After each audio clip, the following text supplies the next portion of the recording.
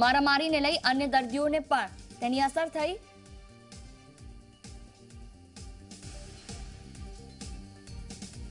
ને વાત હવે કોરોનાની પોઝિટિવ ખબરોની।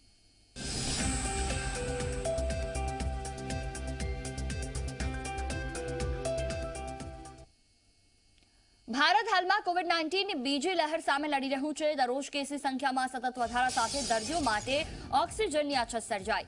દેશમાં ઓક્સિજનની અછત પૂરી કરવામાં એએમએનએસ ઇન્ડિયાએ ઓક્સિજનની જરૂરિયાતને પૂર્ણ કરવા માટે બીજી સ્ટીલ કંપનીઓ સાથે પહેલ કરી। સાથે જ ઓક્સિજન સાથેનો બેડ મળી રહે તે માટે હોસ્પિટલ બનાવવામાં આવી રહી છે। એએમએનએસ ઇન્ડિયા ગુજરાતના મેડિકલ સુવિધાઓને દૈનિક 240 મેટ્રિક ટનથી વધુ લિક્વિડ ઓક્સિજન સપ્લાય કરી રહ્યું છે। હજીરામાં કંપનીના ઓક્સિજન પ્લાન્ટમાંથી મહત્વપૂર્ણ મેડિકલ જરૂરિયાતની સપ્લાય આઇનોક્સ એર પ્રોડક્ટ્સની સાથે ભાગીદારીમાં થઈ રહી છે। બીજી તરફ શહેરમાં ઓક્સિજન સાથેના બેડની સંખ્યા પણ ઘટી ગઈ, જેને પહોંચી વળવા માટે આઈએમએનએસ ઇન્ડિયાએ 1000 બેડની ઓક્સિજન સાથેની હોસ્પિટલ શરૂ કરવાની જાહેરાત કરી હતી, જેમાં 250 બેડ હાલ શરૂ કરવામાં આવ્યા છે। આ અંગે એએમએનએસના એચઆર હેડ અનિલ મટ્ટુએ જણાવ્યું છે કે દેશને સહયોગ કરવાના અમારા નિરંતર પ્રયાસો સાથે એએમએનએસ ઇન્ડિયા ગુજરાતમાં મેડિકલ સુવિધાઓને દરરોજ 240થી વધુ metric ton liquid oxygen supply કરી રહ્યું છે। હજીરામાં આઇનોક્સ એર પ્રોડક્ટ્સની સાથેની ભાગીદારીમાં સંચાલિત અમારા ઓક્સિજન પ્લાન્ટ ખાતેથી આ મહત્વપૂર્ણ મેડિકલ જરૂરિયાતની સપ્લાય મુશ્કેલ સમયમાં સમુદાયોની સલામતી અને સત્તામંડળ સાથે ખભે ખભા મિલાવીને ઊભા રહેવાની અમારી સામાજિક કટિબદ્ધતા સાથે સુસંગ છે। એએમએનએસ સમૂહે ઓક્સિજન પુરવઠો પૂરો પાડવાની તત્પરતા દર્શાવી હજીરા ખાતે હોસ્પિટલ ઊભી કરવાનો પ્રસ્તાવ રાખ્યો, જે ગુજરાત સરકારના સહયોગથી સાકાર થયો છે। Since this pandemic is becoming more severe and there is shortage of oxygen in the country, so we decided to set up this 250-bed COVID hospital in vicinity of our plant with a direct supply of oxygen gas from our steel plant.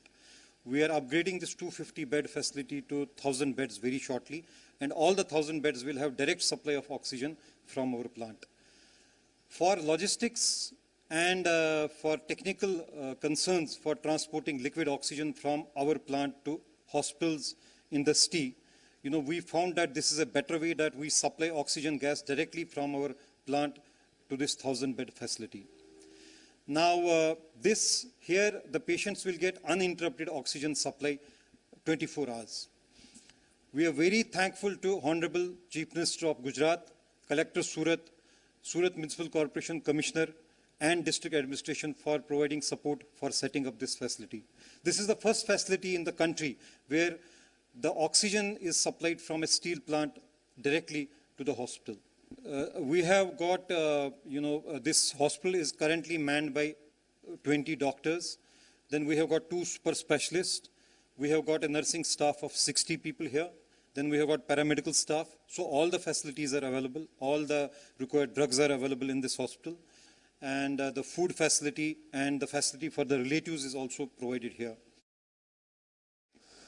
કોરોનાની મહામારીના બીજા તબક્કામાં સૌથી વધારે જરૂર oxygen hospital બેડની રહી છે, ત્યારે દુનિયાની જાણીતી કંપની આર્સેલર મિત્તલ અને નિપ્પો સ્ટીલ દ્વારા સુરતના હજીરા ખાતે ખાસ હોસ્પિટલ ઊભી કરવામાં આવી છે।